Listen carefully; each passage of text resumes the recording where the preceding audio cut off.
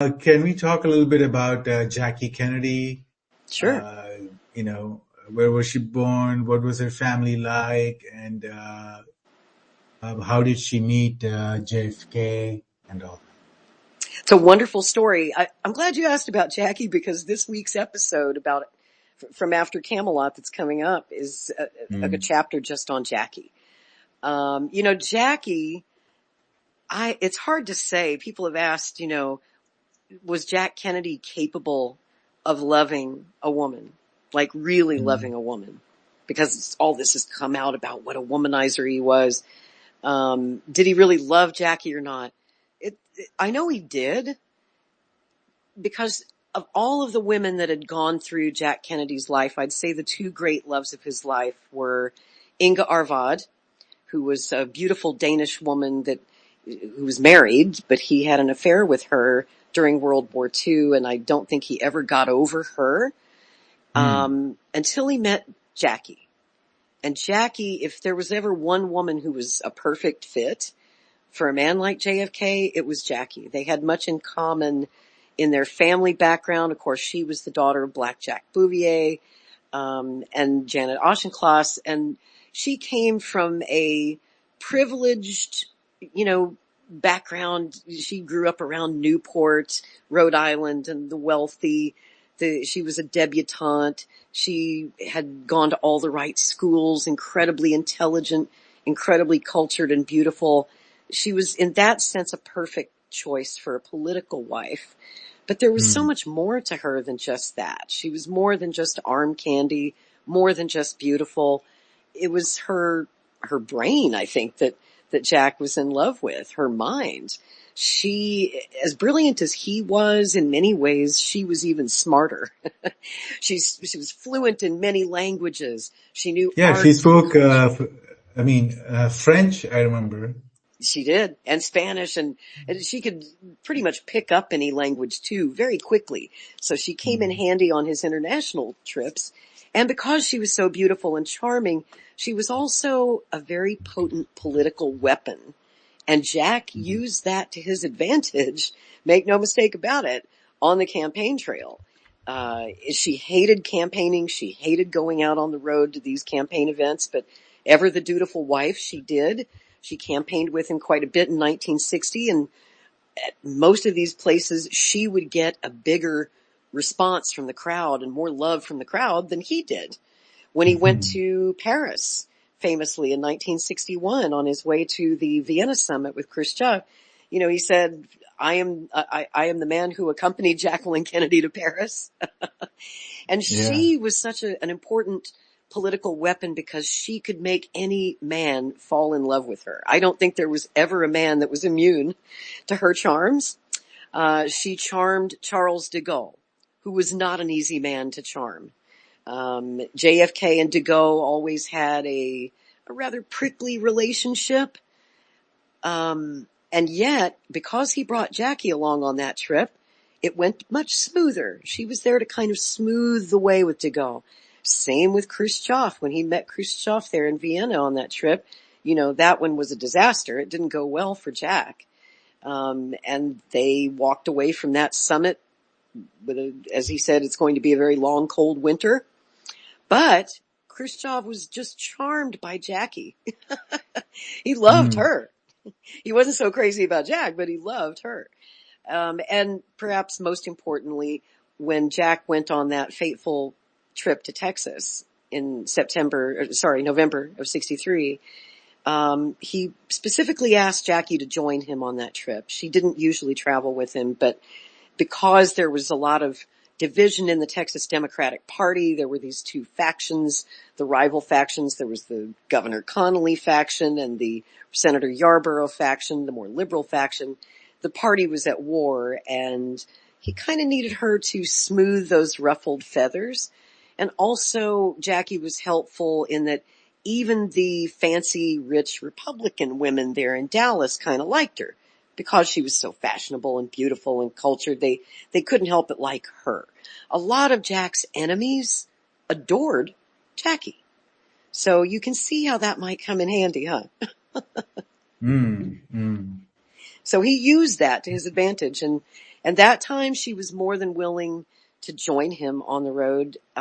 She probably later regretted that decision. But, in those interviews I was referencing earlier, the ones that were just released a few years ago that were recorded right after the assassination, she actually said that she was so glad she went to Dallas, despite the horror of sitting inches from her husband's face when he was blown away before her eyes and having his blood and brains battered all over her. And you can only imagine the PTSD that she lived with for the rest of her life. And that's what my podcast episode is about this week, is what happened after Camelot, what happened to Jackie after Camelot. She became addicted to painkillers, alcohol. She was medicating. She was self-medicating just to get through the day. She was having horrible nightmares, seeing the gore of Dallas replay over and over again in her mind. She was under all this pressure to build his presidential library and to get out there and fundraise for the JFK library when she hadn't even finished mourning yet. But she raised really balanced kids, right? She did. She did.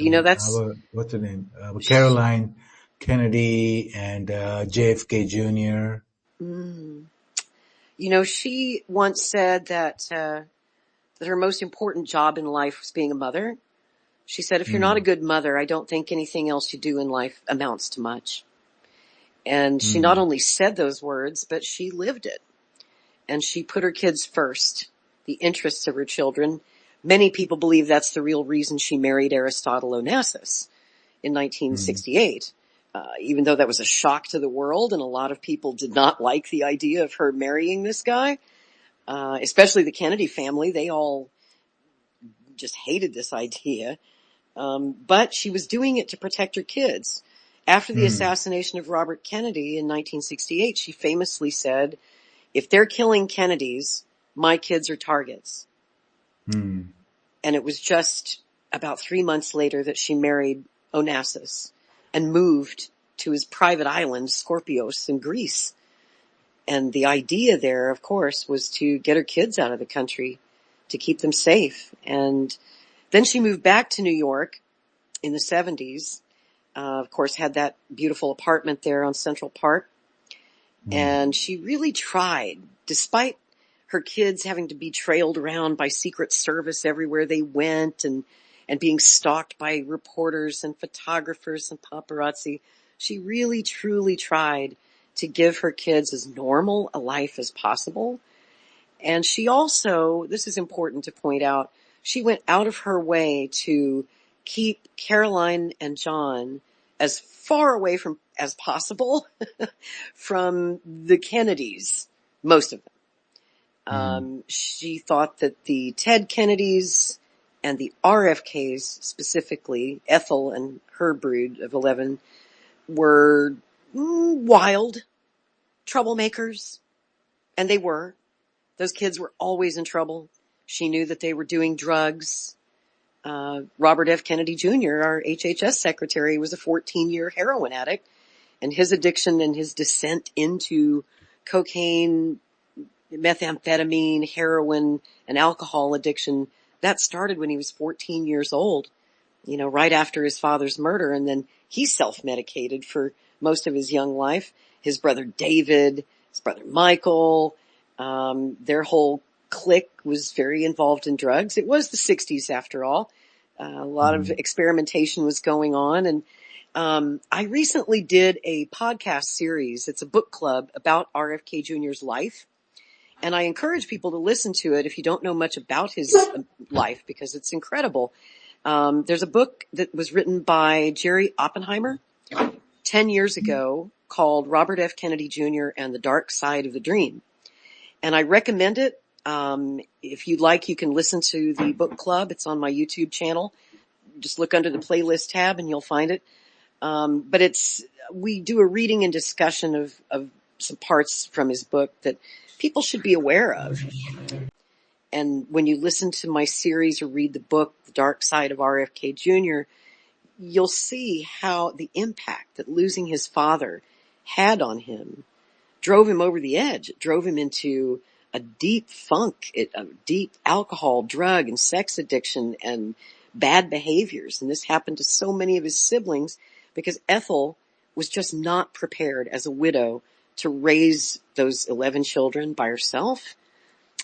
She wasn't a hands-on mother. She didn't, raise them right, as they say.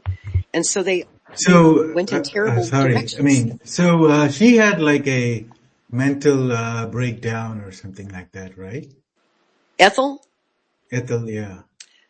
I will say Ethel just passed away last October at the age of, what was she, 96, I think?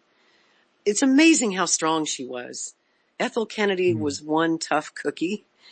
We all marvel at how Jackie Kennedy was so composed and strong after the murder of JFK. But also, I think Ethel deserves a lot of credit for her strength. Even at the worst of times, she was kind of the rock of the family. She was the glue that Oh. held everything together. And she had this amazing ability to kind of put on a happy face for the benefit of her kids after that Mm. assassination. She tried to stay upbeat. She tried to keep things fun around Hickory Hill and tried to make those kids feel somehow that things were normal, even though everybody knew they weren't. All I can say for Ethel is she tried, and she was incredibly strong. She had the backbone of a horse. Amazingly strong woman. And there's an interesting dynamic here that we should talk about. Ethel Kennedy and Robert F. Kennedy Jr. always had a Mm. fraught relationship. Even before Bobby, his father, was killed.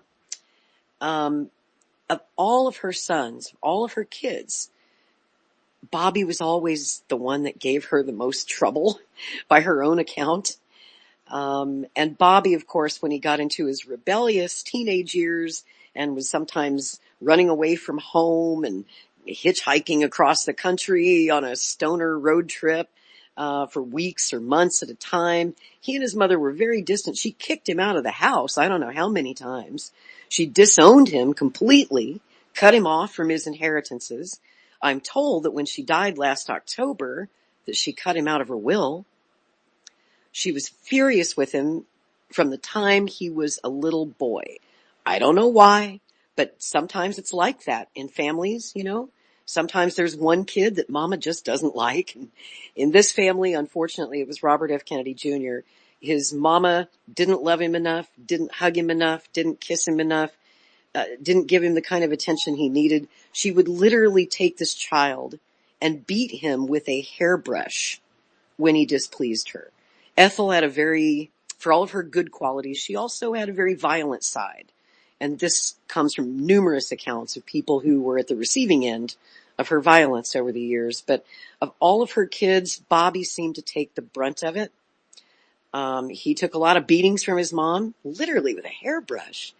And being kicked out of the house, being disowned, and he, at a very young age, learned to support himself. He ran away from home and took odd jobs doing anything, shoveling shit, just to get away from his mother. So that wound, although they tried later in life, it wasn't until Bobby was in his 60s and his mother was getting into her 90s that he tried to patch things up with her. Just over the past decade or so, it seemed like those two were starting to get close again, if not close, at least not hating each other. But then that all went to hell when he decided to run for president in 2023, because that was the one thing that Ethel begged him never to do. All his life he had been asked to run for president.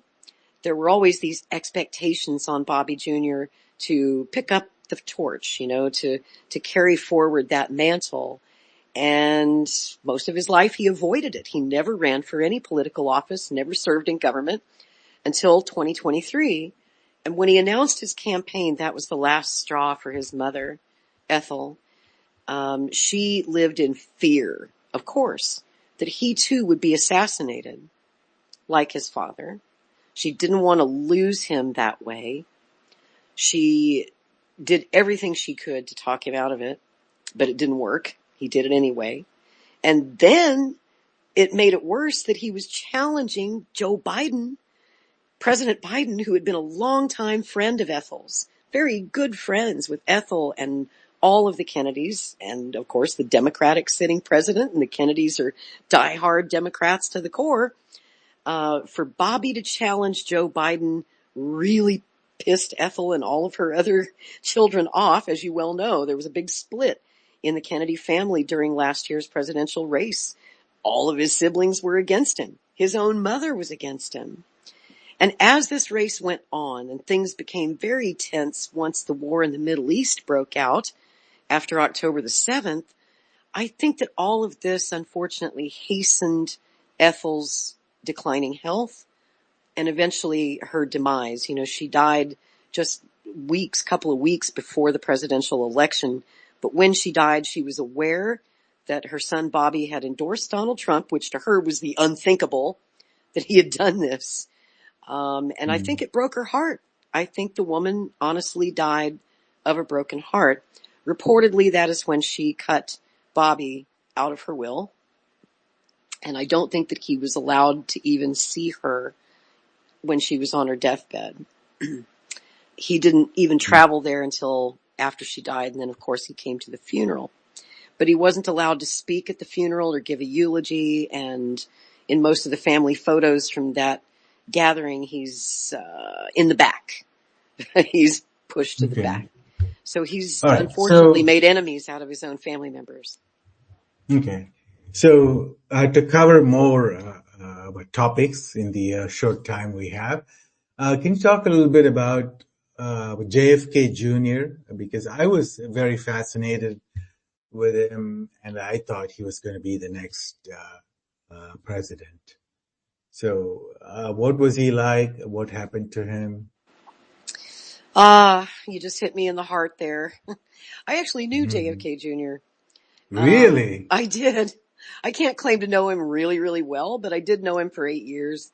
And it's a long story. I actually have a video posted about it on my channel if anyone's interested, telling the long story of our friendship. But he was, how do I describe him? The most normal Kennedy I've ever met.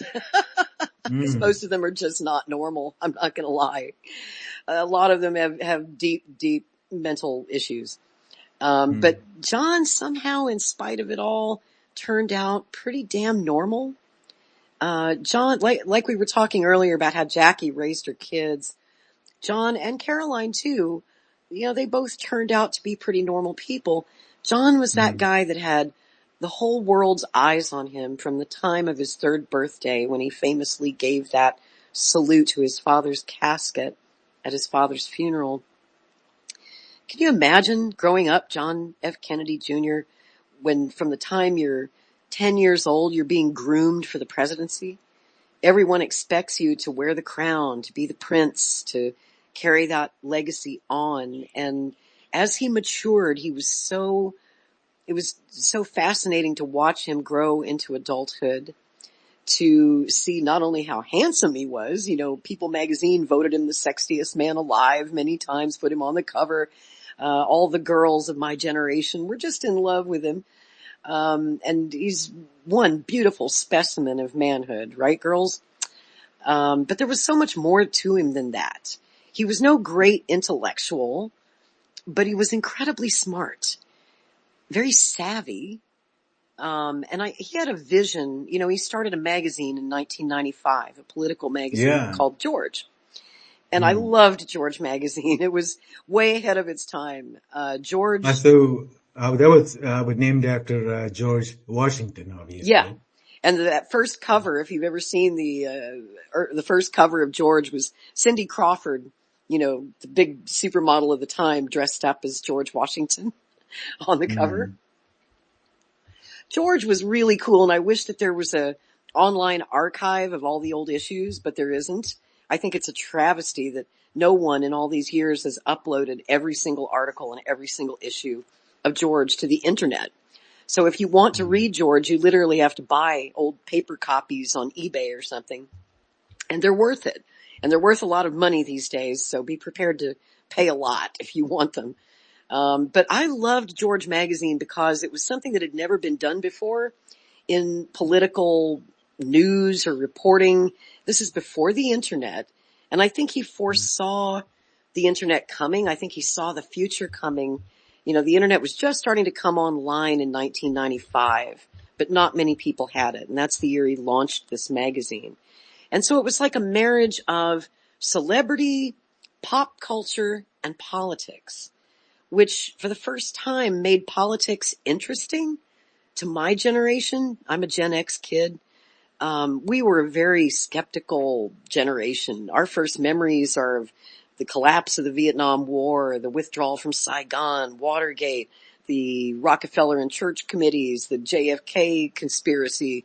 You know, we grew up at a time when nobody in my generation trusted the government. And we looked at politics as an ick. You know, we wanted nothing to do with politics. We thought the whole business was just disgusting. And John, because he was one of our cultural heroes, George magazine was a way of getting us interested in politics again, of kind of making it cool. And it worked, right? Now we see a lot of Gen Xers are into politics, and a lot of them are serving in the cabinet of President Trump right now. You see a lot of them, you know, we look at the demographics from the last election, and Gen X overwhelmingly voted for Donald Trump. I can't really explain why that is. Can you, SL? You got any ideas on that? Well, I think it's partly because of social media that, that's able to condense the political thoughts into a few seconds, so makes it more palatable. Oh, I see you just posted a picture of the launch of George magazine up there in the nest. I love that. I'll never forget Yeah. that day, the day that JFK unveiled George magazine. And you know, it's interesting because I was a journalist at that time, and many in the publishing world, especially, you know, the upper echelons, the Washington Post, the New York Times, all the stodgy old political publications sneered at, you know, they sniffed down their noses at George. They said, harump. Who wants a pop culture political magazine? That's beneath us. We are the chosen ones. We are the smart ones. We're the ones who went to the best schools.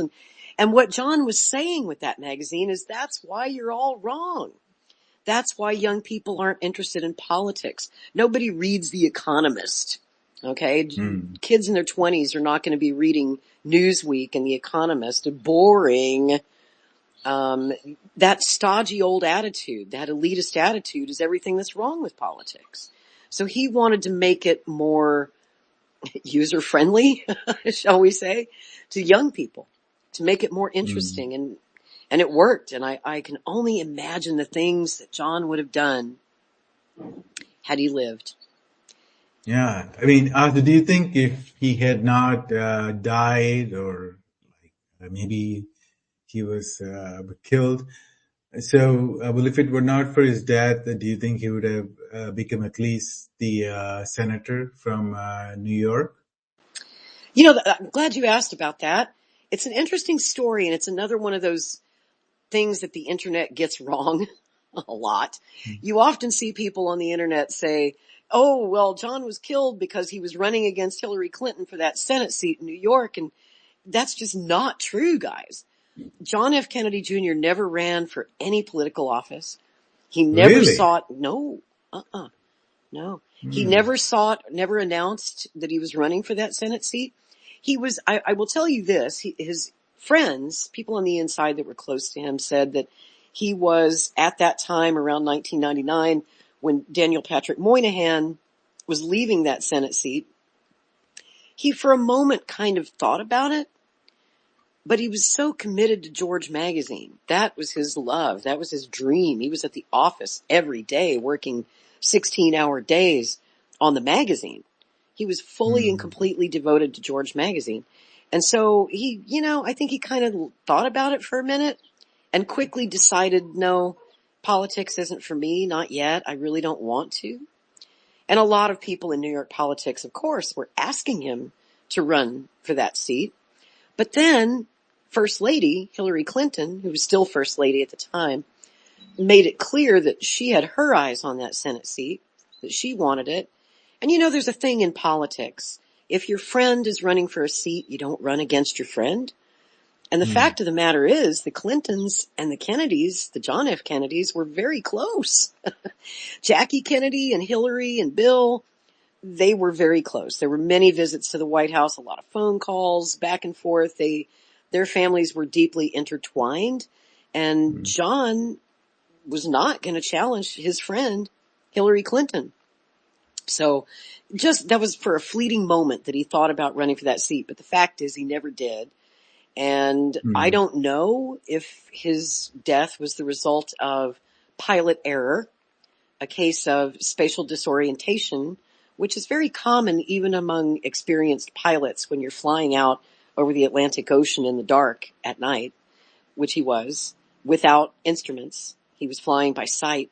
It's very easy to lose your frame of reference out there, to lose the horizon. And that's what the NTSB concluded, of course, that it was just a tragic case of spatial disorientation that caused his plane to crash.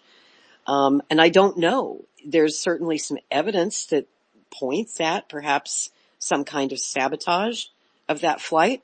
But let's just say that there was. Let's assume that there was. Who would have a bigger motive to get rid of JFK Jr.? Well, not the Clintons. I'm sorry. I don't like the Clintons either. I can't stand them. But in this case, I don't think they had anything to do with his death because they were in fact friends. He posed no threat whatsoever to Bill and Hillary, and he would have gone out there and campaigned for Hillary. Had he lived, he would have been on the campaign trail helping her win that Senate seat. That's the political reality of the situation.